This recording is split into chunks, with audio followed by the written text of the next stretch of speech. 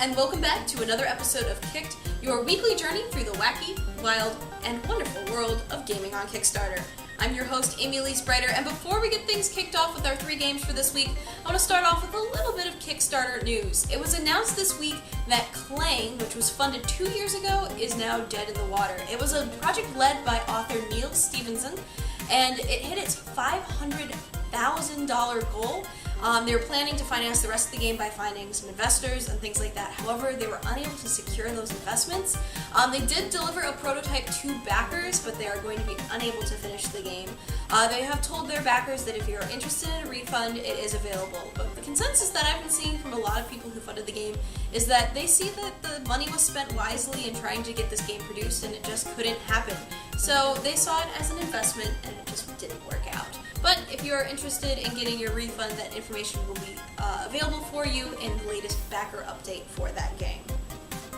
First up on our list this week is a little game called CodeSpells. Yes, you heard me right, code as in coding, and that's exactly what this game is trying to teach you how to do. It's directed at people of all ages from all different types of experience levels and is meant to be a tool to teach coding. Basically, as you learn to assemble the different drag and drop blocks of coding, you'll be able to assemble different types of spells, and those spells will influence the environment around you. The whole point of the game is you have this huge moddable environment, you code together spells, and then you use those spells to see what happens. It's kind of a nice little trial and error system. They have some lessons pre-built into the game so you can learn the basics of coding, but if you're a little more experienced, you can start from scratch and build your own spells as well. They basically are based around the 4 different elements. Some of their stretch goals will add in new elements. You've got air, water, earth, and fire, and they're actually already funded. However, they're currently at $90,000. They were aiming to just get $50,000. And when they hit $100,000, their stretch goal will be have multiplayer in-game. So if you wanted to maybe test out your spells on some of your friends, you'll be able to do that if you go back this game.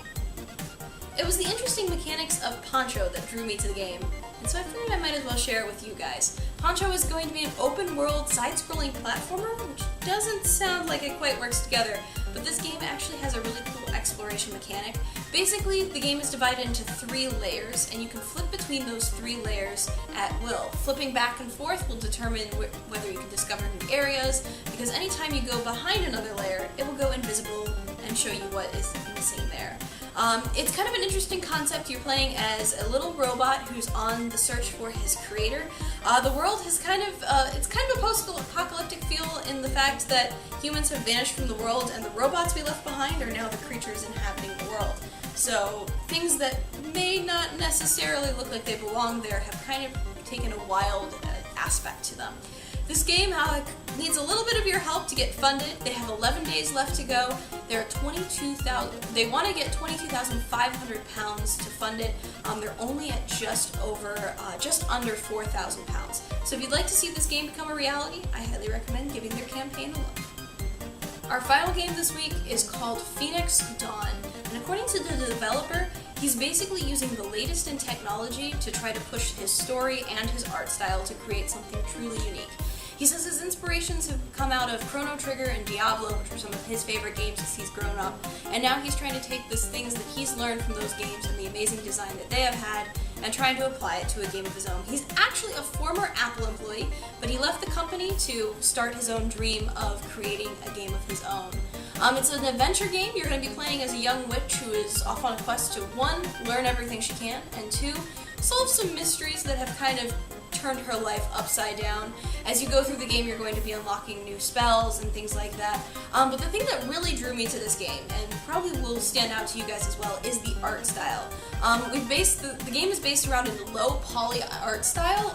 It's not so much like, it doesn't look like old school graphics, but the poly kind of style makes some really interesting textures throughout the game, which leads to some really cool scenery. One of the developers' quotes in the campaign said that his goal is you could pause the game at any time and turn whatever is on your screen into your screensaver or desktop, which I think is pretty cool, and it creates a lot of beauty in this game. They're currently aiming for funding of $33,000. They are just over halfway, even more than halfway, at $18,500. So if you'd like to see this game become a reality, go check out their campaign. Well guys, that's all I have for this week, but if you're interested in more information on any of the campaigns we covered this week, you can find all of that information in the description below. Also, if you have a suggestion for a game you'd like to see me cover in the future, shoot me a message on Twitter at @AEBrighter or leave a comment below this video. I'd love to hear it.